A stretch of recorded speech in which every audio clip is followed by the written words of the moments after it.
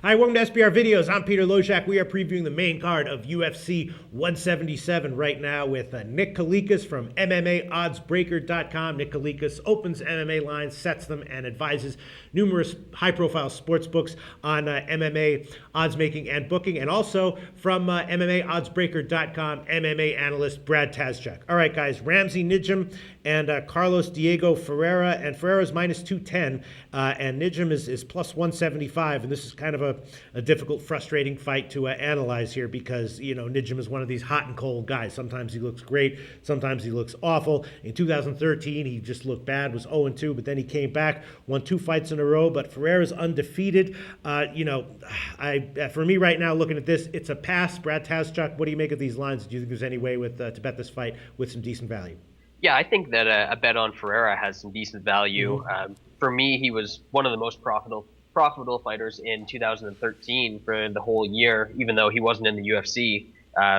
He was in Legacy, and he had relatively close lines for 3 fights in Legacy, and he looked like he should have been a pretty big favorite in all 3 of those fights. So he's carried that over into the UFC. He looked great against Colton Smith, another line where the public didn't give him the respect that he deserved. And honestly, I think with them betting this line down from the original opener, they're still not giving this guy the respect that he deserves. He's a good striker. He's an even better grappler in terms of his wrestling and his submissions.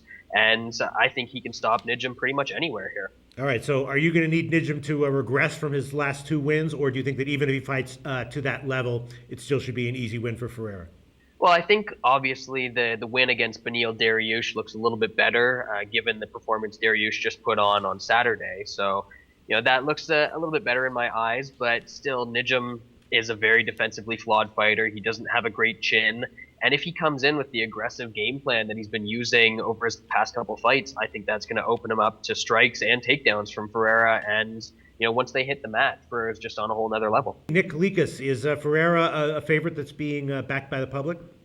No, it's dropped, actually. I opened the line minus 280 for Ferreira because, now again, I thought it was kind of a fair spot. There's a lot of hype behind Ferreira, of course, but Nijem's performances lately have definitely earned him some respect, and the bettors are coming in that way. Now, Ferreira did get bet down in his last fight against Colton Smith as well, and Colton Smith and Nijem really have a lot of similarities. They're both those tough, grinding wrestler-style fighters, so I could really see why the public's betting Nijem again, since they, early on they bet against him with a Colton Smith fight as well. So, but I still think you're going to see probably a similar type of result. I mean, look how easily Ferreira was able to submit Smith in his last fight. So he adapts really well, and he just keeps on improving his overall game. So I'm really high on Ferreira. I think he's a very solid prospect, and I think he's going to win a lot of fights in the UFC, no doubt. So then it sounds like the books are going to be needing then another favorite that you like as a favorite then.